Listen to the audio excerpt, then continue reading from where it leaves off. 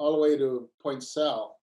Yeah. And, that's a beautiful area. So it's when you need to contemplate, just walk on over there. So I need to contemplate more often than I do. So, There you go. It's a good thing to contemplate. yeah. Okay.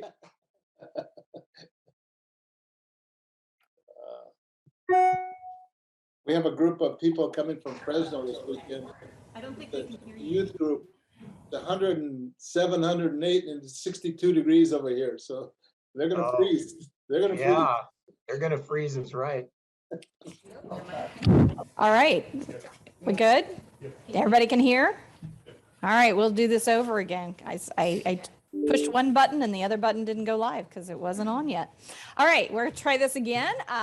We're here for today's July 21st, 2022 SBCAG board meeting. I'm Janelle Osborne, the vice chair of the board. Madam Clerk, will you please do roll call? Thank you, Vice Chair Osborne. For the roll call, Director Williams. Hart. Here. Hartman. Here. Nelson. Here. Bevanino. Urig. Here. Julian. Here. Sierra. Here. Patino. Here. Parodi. Here. Clark. Here. Rouse. Here. And Vice Chair Osborne. Here. Please rise and join me in the Pledge of Allegiance. Ready? Begin. I pledge allegiance to the flag of the United States of America and to the republic for which it stands, one nation, under God, indivisible, with liberty and justice for all.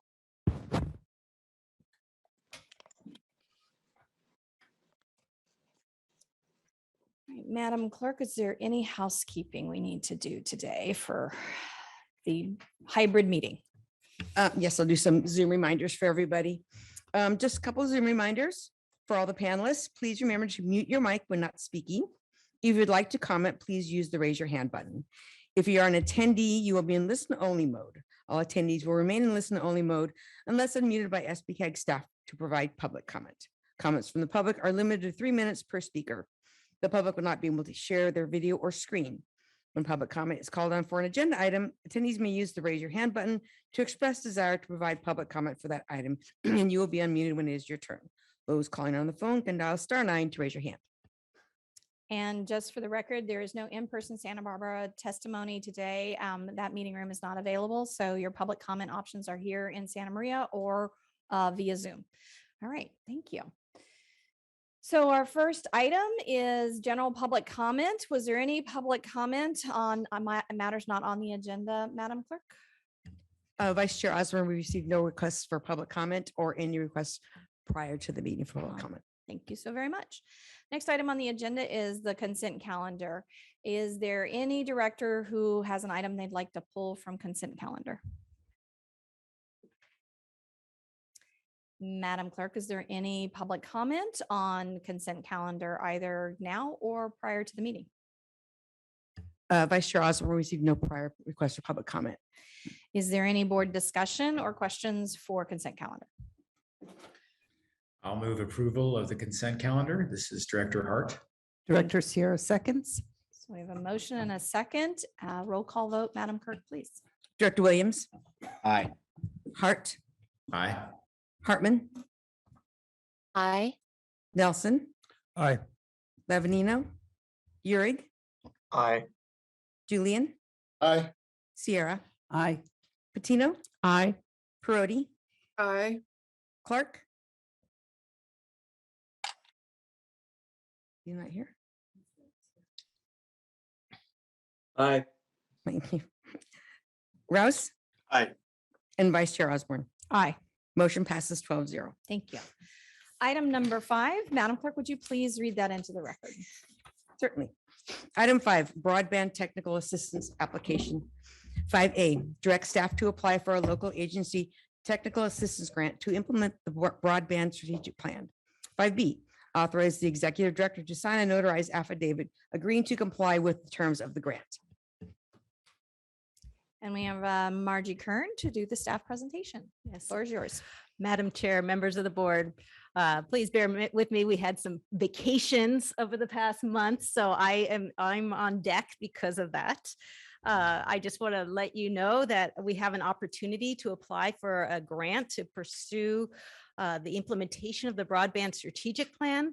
This is a broadband technical assistance application, and we are looking at getting a recommendation from the board to allow us to apply for that grant. It's for $500,000. We'll assist in continuing with what we have been doing with the Broadband Strategic Plan, but taking it to the next level in implementing the plan. So as you know, the Broadband Strategic Plan is in the midst of being developed by the Broadband Consortium that we have on contract to do that.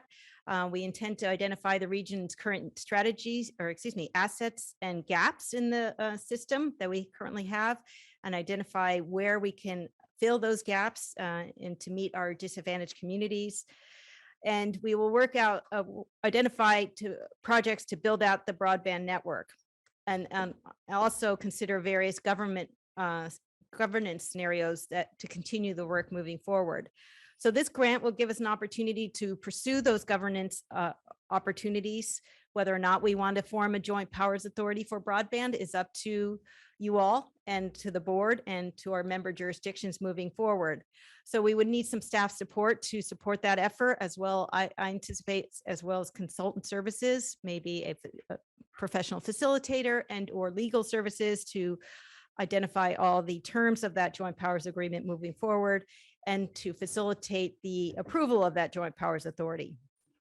In addition to the joint powers authority, we also anticipate needs of facilitating project implementation and also outreach and continuing our broadband expansion and improvements as we that's identified in the strategic plan.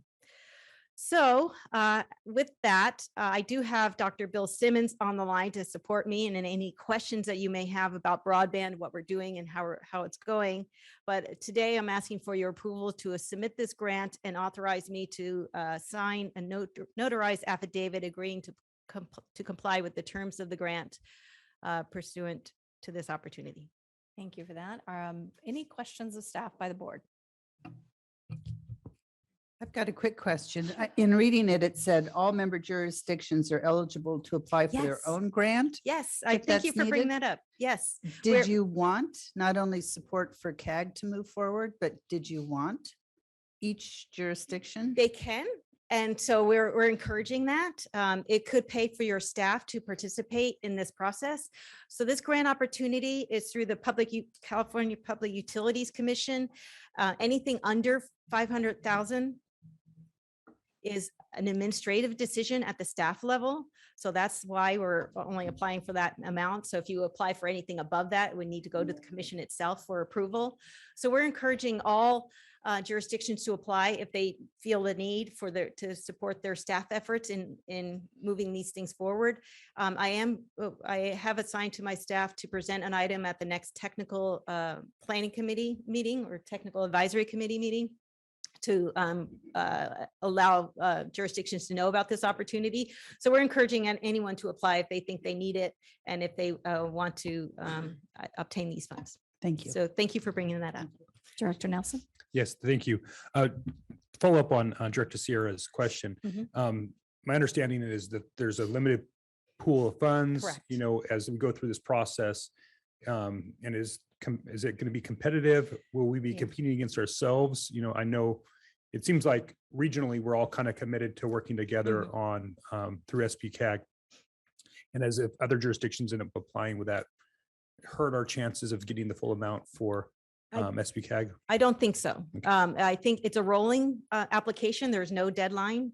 So they're going to fund these as they come in. So first come, first serve, get your application in. So I don't think we'll be competing with each other. If it's supporting the regional effort, I think it could actually help. Okay, great. So, Thank and you. then I was not finishing my staff report. We have had conversations with the County of Santa Barbara staff, and they are also going to apply. They're asking for the Board of Supervisors permission to apply for this grant as well. We coordinated with them to apply for completing a programmatic EIR for broadband. So this will help all the jurisdictions get through the environmental process, and then they can tier off of that for specific projects. But that will help all of us moving forward to have that under our belt and get that that phase of the project at least completed. So we are coordinating as much as we can. Director Urig? I guess, and then piggybacking even more on that same question. I did hear that you said there's no time frame, so it's kind of first come, first serve.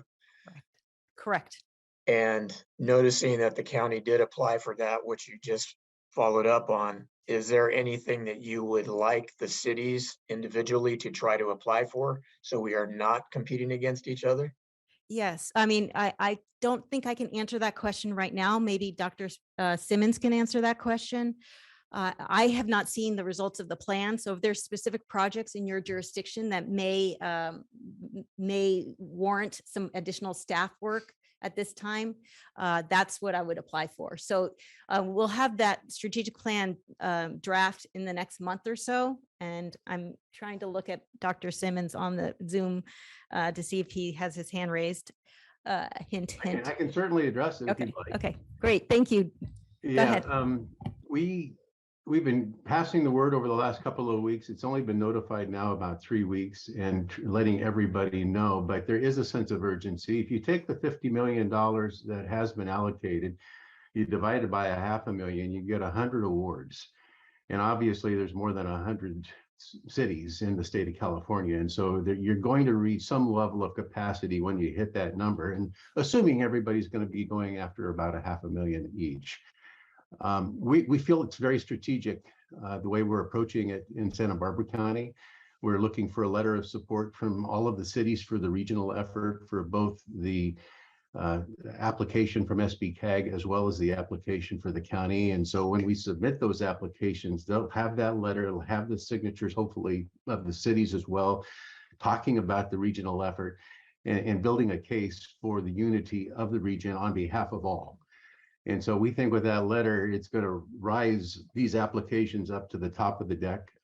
That said, we don't want to wait for the next 3 months. We're looking at making the submission in the next 30 days for both of these, and do it rather quickly so we are in front of the pack. So that said, yes, besides these 2 applications, any city that has the whole purpose of this is to build capacity. In any city that wants to hire somebody to do broadband, hire consultants for their own strategy, build local capacity within their communities, they're eligible to apply for these funds as well. And we would encourage that.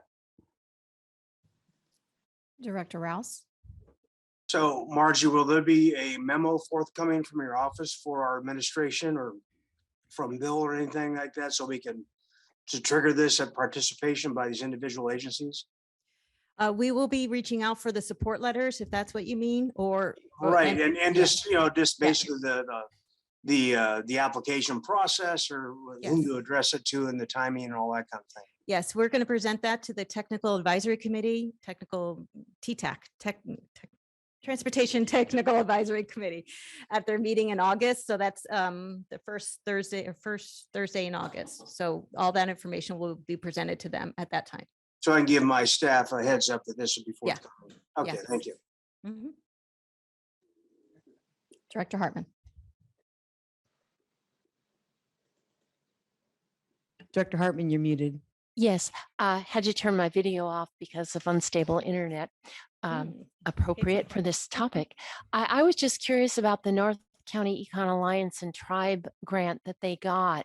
If they'll be applying to supplement their work under that ring concept with this, do we know? I assume they will, but it's from a different pot of money. The tribal monies are completely separate and apart from these monies for cities and counties. So they have received one of these grants already. We've gone through the process. We've filled out the spreadsheets, gotten the application. They've been successfully awarded one this last year. And in my conversations with them, I'm under the impression they're going to be applying again this year. These are multi-year grants. We're applying this year. We can also apply and get a follow-on next year as well. Okay, thank you. Director Hart. Yeah, I must have missed something, but it seems like it would be valuable to push really hard with the local jurisdictions and get everybody to submit these grants, even to the degree of perhaps offering technical assistance to the local agencies to facilitate their grant applications, because, we're obviously much more effective, coordinated, and together. So rather than, relying on TTAC and hoping that that information gets passed up through the chain of command, which oftentimes is not perfect, being directive and reaching out to the city managers, and offering help and assistance to make sure that everybody applies would be really a great strategy. Yeah, I did present this to the South Coast executives this past week. And I am communicating with the city managers through our city manager meeting every quarter. So the North County will be aware next week. I have a meeting with them August 3rd. So I am communicating directly with the city managers as well as the technical staff. Does SBCAG staff have the capacity to provide that technical assistance to the local agencies to help them with grant applications? Yes. I mean, we're going to do our own. So we're going to be answering most of the questions already. So they would just have to customize it to their needs. So we can provide that sample application to them once we're completed with ours. So yes. Thank you.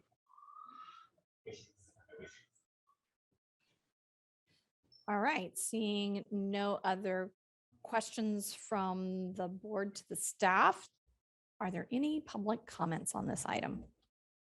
Vice Chair Osborne received no request for public comment, and there's no request right now. All right.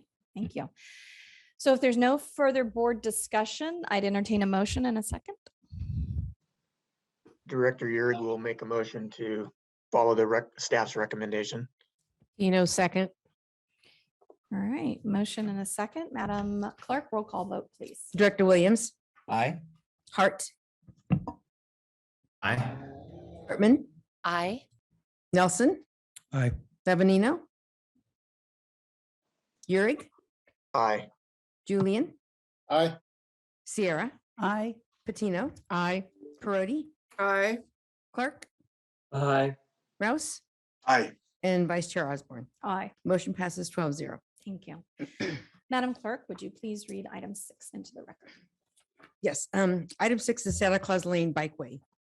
6A, approve and authorize the chair to execute amendment number 2 to the agreement with M&S Engineers for services required during construction for the Santa Claus Lane Bikeway project with an increase of $440,000 for a revised total of $1,522,100 and to extend the term 2 years to June 30th, 2025.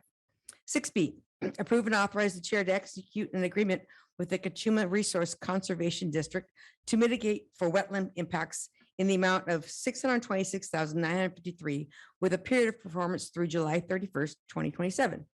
6C, approve and authorize the executive director to execute an agreement with the South Coast Habitat Restoration, similar to attached and based upon review and concurrence with legal counsel to mitigate for riparian impacts in the amount of $102,487 with a period of performance through July 31st, 2027.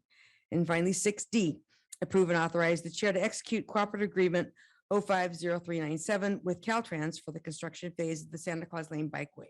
The total agreement is the amount of $13,216,000. The board must approve additional contributions, Measure A funds for this project if required. Thank you. And we have Mr. Fred Luna for the presentation. Yes, thank you, Chair Osborne and directors. Good morning. So today we're here to talk about Santa Claus Lane Bikeway. Good news story about delivering this project to construction.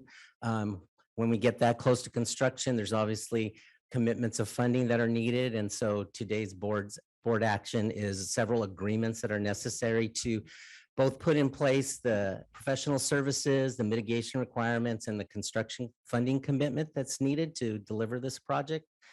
There's still a few some details that need to be worked out, but we're committed to starting construction in September of this year. And so we've strategically coordinated that with the adjacent Highway 101 working with and developing this project in coordination with Caltrans and to avoid the peak summer season on Padaro Lane there. So this is truly a partnership project. Not only is the bikeway located in 2 jurisdictions, working closely with both the city of Carpinteria and the county of Santa Barbara. And in fact, it was included in their local coastal program amendments as a requirement to move this project forward.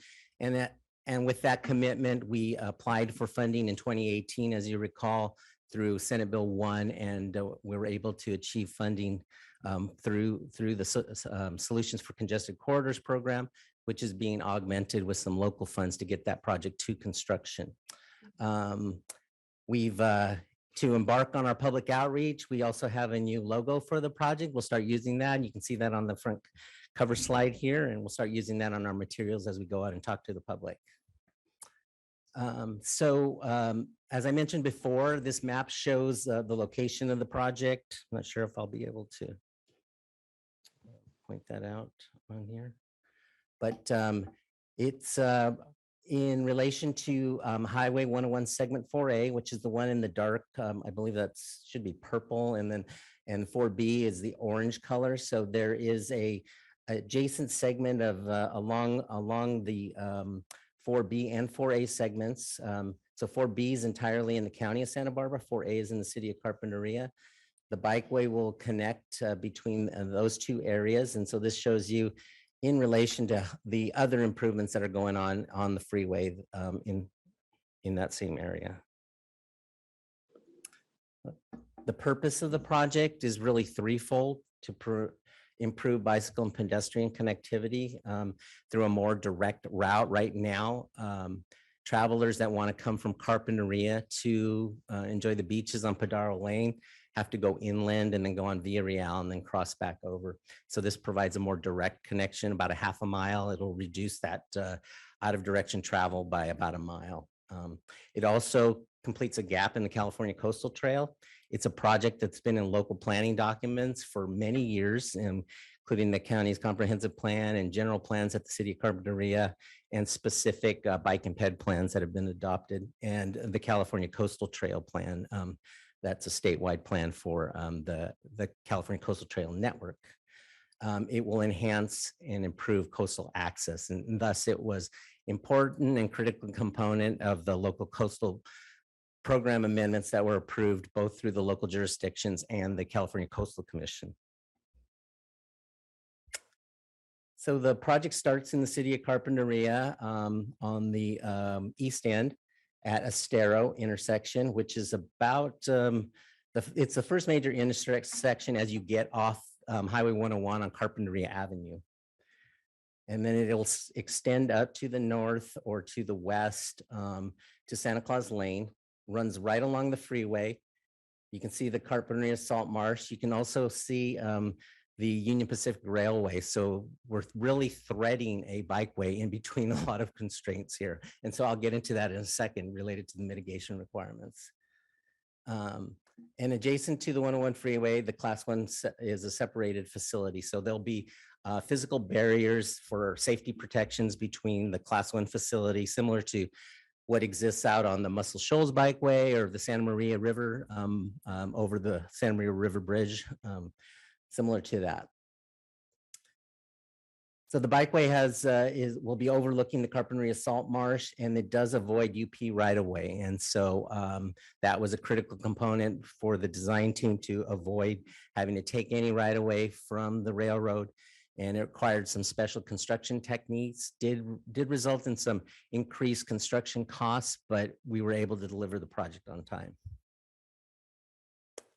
So as far as the timeline, kind of here's where we're at. There's been a lot of process going through to date. So we're nearing the end of our coastal permitting and certifications necessary to get the project to construction. All the design is complete. We just recently reached what's called the agreed price with the contractor through Caltrans. So that's what's on the agenda for action today, is the price for construction through our co-op agreement with Caltrans, who will be administering the contract for construction. We're still working through, we have our permit from the city of Carpinteria. I'll touch on that in just a second. And then we're working through some final details with the county. And as I mentioned, starting construction in September. So here are some of the key milestones that I was referring to. So we did receive our coastal permit approval from the city of Carpinteria back in last December. And then we do have a meeting on our final details with the county in about a week and a half. And then public outreach is going to be conducted. We already have meetings in place to starting that in August with some of the residents along Sandpoint, the merchants and businesses along Santa Claus Lane, and other stakeholders at Padaro Lane and in the city of Carpinteria. The CTC is scheduled to vote the funds, the Senate Bill 1 funds in August. So in about 2 weeks, well, in about a month. And so that would be the last action to complement the local funds that are being committed by our board today, if the board chooses to approve that. Then the start of construction would be in September, and the estimated construction completion date is in the spring of next year. So it's a fairly short project, about 7 months long, and it'll be open to the public by next spring. So as we went through this project, we had to work through 2 separate design review processes, both in the county and with the city of Carpinteria, and then reconcile what might be differing opinions on some features that were required, and then coming to an agreement on that. But in general, I highlighted a few of the points that arose during those meetings. Is that the design review boards really wanted the project team to use real materials and design consistency that are based on previous approvals of the 101 in the corridor. For instance, common elements that you see throughout the corridor. We don't want to see different patterns or different materials used, so it looks fairly uniform. The use of Natina is kind of a rust color stain, and you'll see that in some of the renderings I'm showing on some of the typically galvanized materials. So you avoid that stark kind of aluminum type of a new feel, and it looks like it's more built and blends into the environment. The open barrier concept was important to protect coastal views along the Carpinteria Salt Marsh. And then working through maintenance responsibilities. So because there's multiple jurisdictions here, Caltrans, the county, and the city of Carpinteria, there's shared maintenance for all the facilities that are going to be built. So this is just kind of a flavor of the design material board, for lack of a better phrase, of some of the features that will be implemented for the bikeway. On the left there, you can see a depiction of what's needed is a sheet pile construction. On the far left, those will be hydraulically pushed into the soil to avoid encroachment onto the railroad right away. That'll be done from the freeway side. And so this really is where the CMGC process and working with Caltrans has been helpful, is that we've been able to coordinate allowing enough room for the equipment to be able to do that operation and avoid railroad right away impacts. Up on the top right, you're probably familiar with that typical type 85 barrier, they call it. It's a concrete barrier, but it's meant to look like wood with a wood beam, and it's stained, and you see that throughout the corridor now.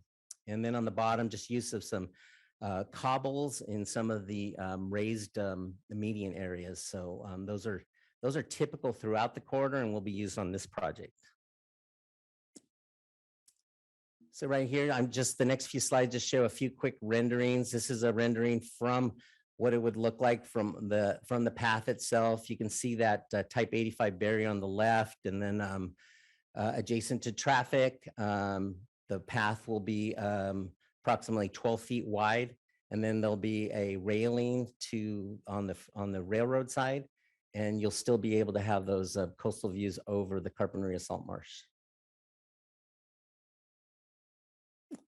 And then this is kind of an aerial rendering view of improvements from the county side. So what you see here is on the left is the southbound, the direction of the south and northbound of Highway 101, and then Santa Claus Lane, and that teardrop kind of roundabout that you see is a new feature that will be built with the project to improve access to Sandpoint.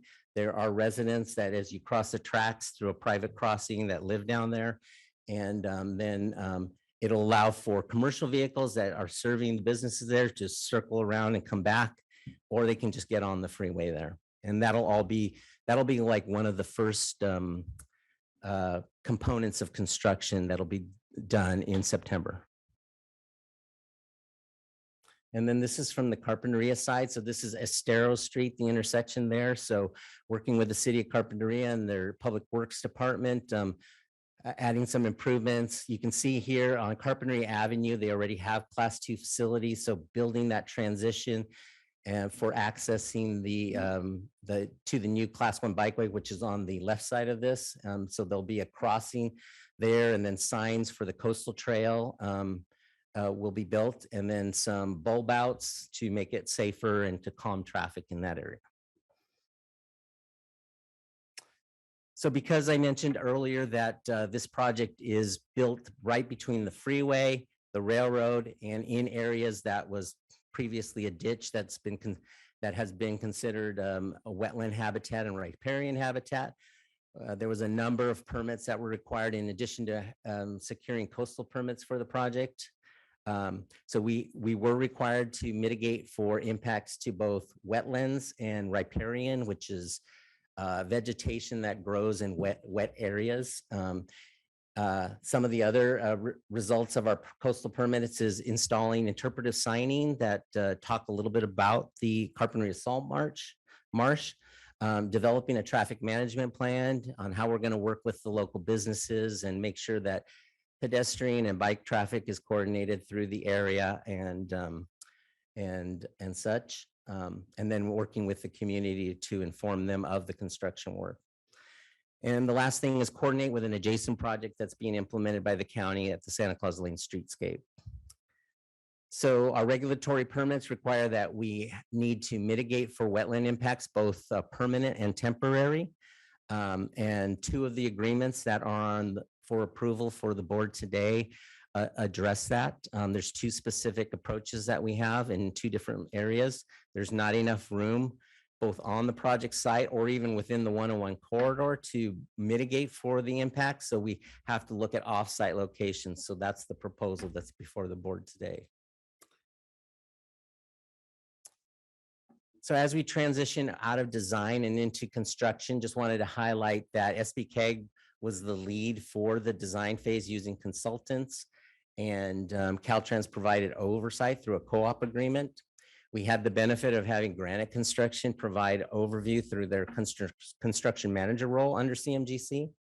And the pre-construction phases were funded through Senate Bill 1 funds from our local partnership program, which is able to be used because we have Measure A. And so we match that with Measure A funds and then some RSDP. As we move into construction, Caltrans will be the lead. There will be, SBCAG will be a funding partner. So that is documented in the co-op agreement that's before the board today. Granite is anticipated to be awarded that construction contract. Like I mentioned before, we have reached an agreed price. It just has to be, a contract just has to be approved by Caltrans. And that'll occur after the CTC action in August.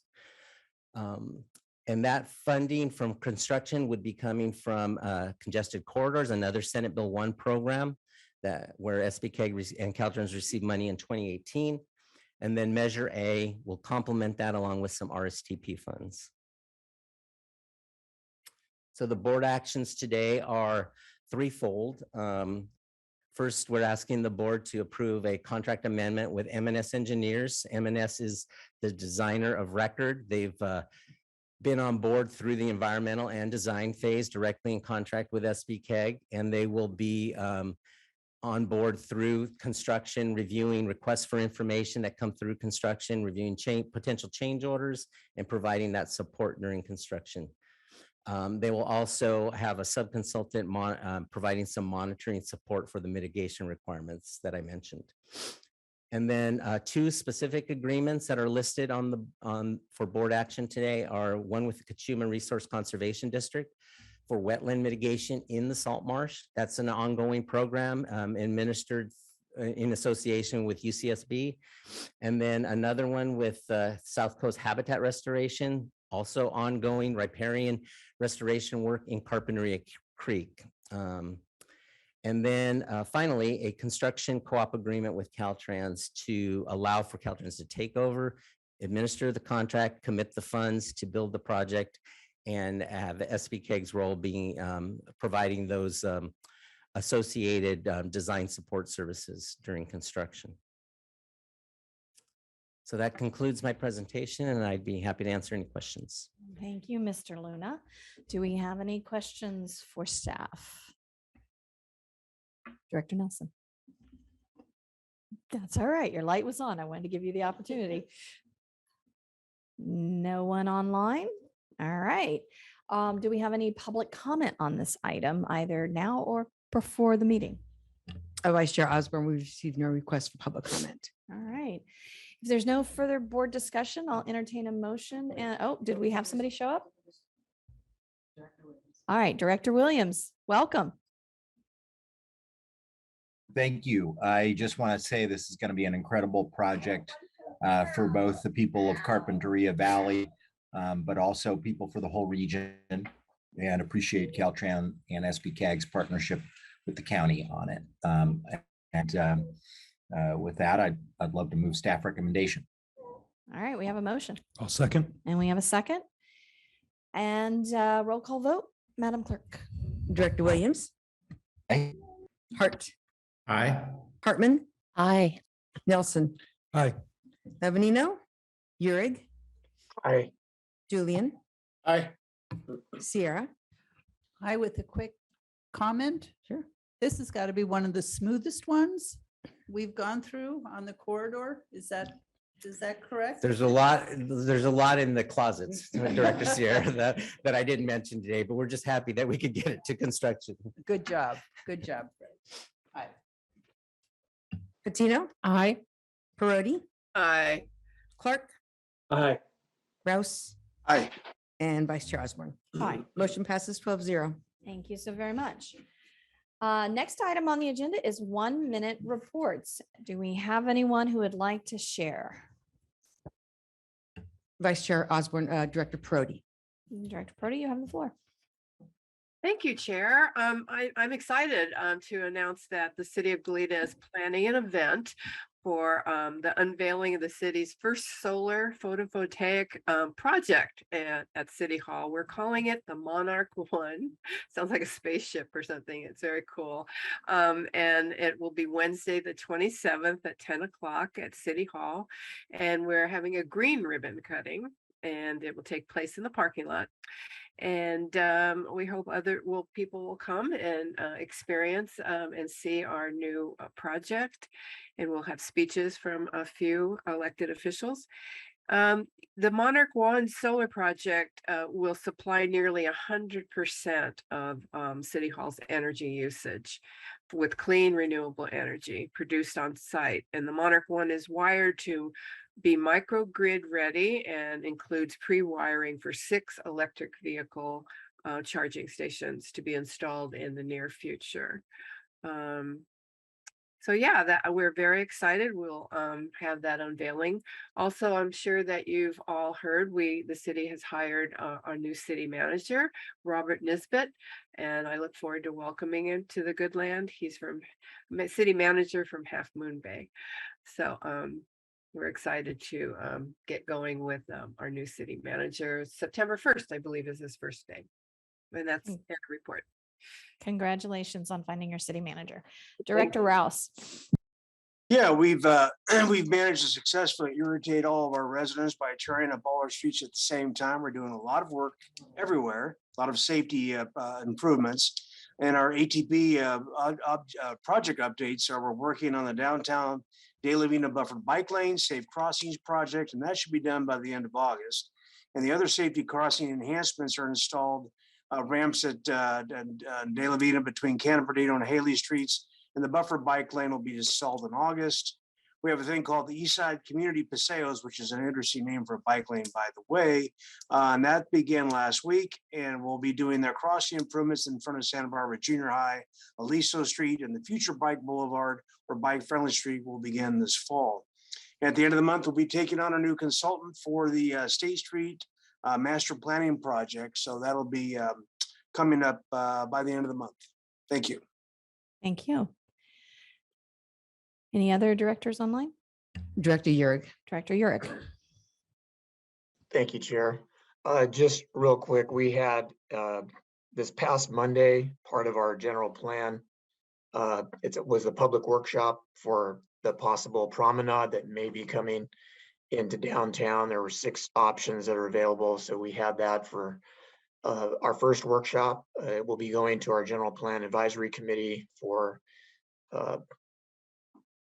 figuring out what the city of Solvang would like to do with that going forward. Nothing will be voted on this year. It'd be something that'll happen next year, but that was one of the projects we had going through with our general plan. We're still working on that. And then we did pass in our last council meeting some more electric, some EV chargers for two more of our parking lots, lot 4 and lot 5. So going forward, we're hoping to get more, but that's about all I have for now. Thank you. Thank you. Anyone else online? Vice Chair Osborne, I see no other hands raised. All right, Director Nelson. Yes, thank you. Last night we had our very first Old Orchid certified organic farmers market. It was on South Markham, and I just really want to thank Santa Barbara County Public Works for actually repaving that street in advance of our farmers market. This is our first one. It's going to be every third Wednesday through November in the Old Orchid area, and we were expecting 300 and had well over 1,000, maybe potentially 2,000 people show up. So it was a huge success. A lot of now the next day looking at what we need to do to make sure that we keep people safe out there and continue to get the support of the community. Also, I've heard that Congress just recently passed some earmarks that we will be hearing about soon to many of our communities, and including SBCAG. But there's the word on the street is there's some funds coming to the Orchid Library, and so we're looking forward to moving that project forward for the community of Orchid. Thank you. Thank you. And before I leave, and I just want to thank Congressman Carbajal for all of his hard work for all the constituents of Santa Barbara County. And to follow up on all of that, Lompoc and its planning commission had a joint meeting on Tuesday night. And for the first time in 50 years, we have a multimodal plan that is 100% complete and includes H and Ocean. And we just want to thank the Caltrans for working with us as we started evaluating that. And now we'll start looking at the individual projects and the funding that's coming through for infrastructure dollars to start improving and traffic calming H and Ocean as it comes through town. Our Old Town Market for the first time in 2 years is back up and running. That is every Friday through mid-August. So if you're looking for something to do and it's too hot where you live, come on over. Lompoc's a much cooler environment during the summer. So we're welcoming you, but it's been a fantastic turnout, and it is well received to have it back in our community. And to piggyback on Director Nelson, Lompoc is very proud to have received $1.2 million for Pioneer Park from Congressman Carbajal. So we are grateful for that. And I know that we will make that go much further now and be able to do some long overdue improvements on that park in a very dense neighborhood that uses that park. It is their backyard. So again, thank you. Any other 1 minutes? Director Julian would like to speak. Director Julian, the floor is yours. Thank you. I just wanted to point out that the Public Health Law Center, in conjunction with American Lung Association, July's report mentioned, highlighted the city of Guadalupe's tobacco control program, where several years ago we were an F, now we're an A, and the article in the Public Law Center is pretty cool. It really emphasizes the coordination of our police department and our city in trying to make sure that our kids in the community is not inundated by tobacco products. So thank you. Thank you. Is that it? Awesome. Thank you all for your contributions. We'll move on to our executive director report. Ms. Kern. Madam Chairperson, members of the board, I announced this at the subregionals, but I'm going to repeat it here because several of you were not there.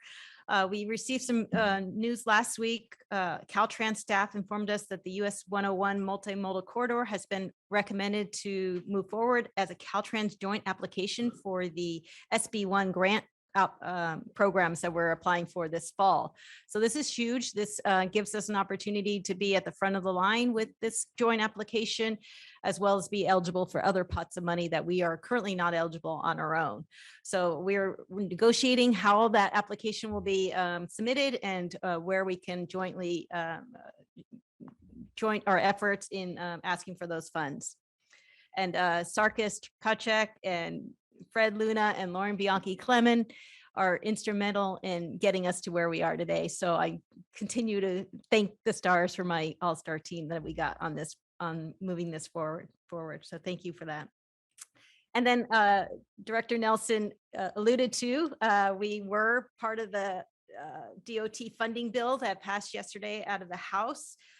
This is nearly 17 million for the entire county of Santa Barbara. We were 7 million of that for the US 101 project, which will help our funding application as well. So we're really happy to see that. Representative Carbajal has been a champion for the Highway 101 Carpinteria to Santa Barbara project for many, many years, and we appreciate his strong and consistent support. This is out of hundreds of projects in the bill, 7 million included for the 101 is one of the largest, which really shows his effectiveness at the federal level. And our trip to DC, I think, helped as well. This leadership in Washington couldn't come at a better time. Federal support is critical for continuing to make progress in supporting our region's #1 transportation priority. So thank you, Carbajal. I do want to give kudos to MTD. They were awarded 14.5 million in TIRSIP funding to purchase 8 electric vans and improve signal priorities and contactless payment system on the buses, as well as bike racks, bike shelters, and facility improvements, including zero emission bus infrastructure. So we are all getting some funds moving forward. And so we hope to see this trend continue into the fall when we submit our federal SB1 grant applications. So with that, I'll turn it back over to the chair unless there's any questions. Thank you. Any questions for our director? All right, seeing none, we'll move on to any committee meeting reports for either Director Julian or Director Hart. Actually, Caltrans. Oh, did I miss it? Look at me, I missed Okay. something. Caltrans Director Report, Mr. Eads, you have the floor. All right. Thank you, Madam Chair. Members of the board, Scott Eads here. It's been a while since I've been back on the, been able to provide a report to the board here. I've been on a headquarters assignment. I'm back now as a Deputy District Director for Planning and Local Assistance. So looking forward to being back. And I also just wanted to acknowledge the great work by the Santa Claus Bike Path team. For a seemingly small project, there's a lot of complexities. I'm very familiar with them from my past work, and great job to the team for working together to make this happen and get to this important milestone. So it's really exciting to see it being this close to getting to construction. And then the next thing I wanted to highlight is Clean California 1-year anniversary. I got some first year highlights that I wanted to share. In terms of, there's many aspects to the Clean California effort, because we've talked about this in the past, so I'm sure you're familiar, but I'm just going to highlight a few. On the litter cleanup, Caltrans has collected more than 756,000 yards or 12,700 tons of litter from the state highway system. That's enough to fill, that's enough trash bags or garbage bags to have it line the entire coastline of the state twice. And that's a 183% increase in litter removal compared to 2020. So really impressive change in the amount of litter that's being picked up. On the job creation side, Caltrans has hired 470 maintenance positions to do enhanced litter collection as well as graffiti removal. And then there were both state highway grants as well as local grant programs. On the state highway side, there was 126 beautification projects for a total of 312 million that are underway. And nearly all of the projects, 98% of those will benefit underserved communities. And then on the local grant side, there was 105 local grant projects with nearly $300 million in grant funding contributed to remove litter, transform these public spaces, install public art and other things that are oftentimes focused on underserved communities as well. And then the Adopt a Highway program, one of the initiatives through Clean California was creating a $250 stipend for volunteers when they are out there on the highways, when they do a litter removal effort. And so that increase has increased, that $250 stipend has increased highway adoptions by more than 800 in a matter of months. So that's really great to see that picking up. It's been a program that's been around for years, but to be able to reward the people with a financial stipend is really beneficial. And then the following thing is dump days. We've had nearly 150 free events throughout the state, which have allowed the public to safely dispose of more than 500,000 cubic yards of litter. And that includes more than 15,400 tires and 4,100 mattresses, things that we see in other places if they don't make it to the dump. So that concludes my report. Happy to take any questions. Director Patino? Yes, I want to thank Caltrans for coming in and helping us clean up under the Santa Maria River.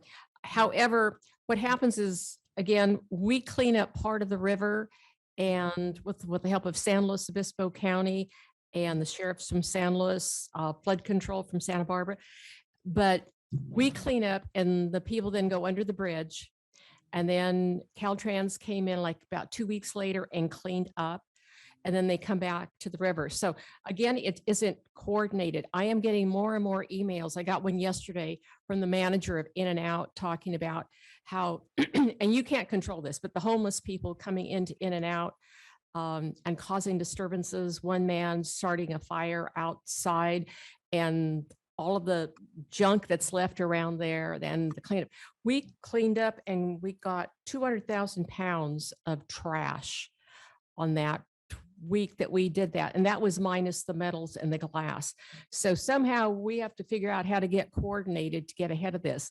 And then also we just need some kind of a remedy at the state level on the homeless population. We cannot do it as a community. We can't do it as a county. And I know I'm preaching to the choir here, but unless we come out and be very vocal about this, I don't know when the state is going to come in and figure out what needs to be done. I was meeting with a woman yesterday and had one of our police officers, and he said that about 92% of the people they come into contact have drug problems, drug issues. And when I go to some of these meetings and the experts are talking, they're giving it much lower than that. But that's what our police officers are seeing. And I've always believed that was probably closer to the truth than what we've been getting. So, but I do want to thank you, thank Caltrans for all the help they've given us. Anyone online? All right, thank you. All right. Item number 10 is committee meeting reports. Does either Director Julian or Director Hart have a report out? I do not have a report. Thank you. I do. Caltrans report. Briefly, there's in state of California, there's 727 Caltrans vehicles. 616 are ag-based and 109 are non-ag. In Santa Barbara County, there's 83 Caltrans Cal vans. What's happening, there's been a lot of thefts of catalytic converters. So what's happening now is that these vans are being converted to electrical systems. So that'll happen in the next couple of years. So that will then hopefully reduce the catalytic stealing. And hopefully that won't increase electrical battery stealing. On August 10th to 11th in Sacramento, the annual Board of Directors meeting will be held for those that are wish to attend. So that's my report. Thank you so very much. All right. That is the end of our agenda. So we will adjourn to the next board meeting on Thursday, August 18th, 2022 at 10 a.m. Thank you all.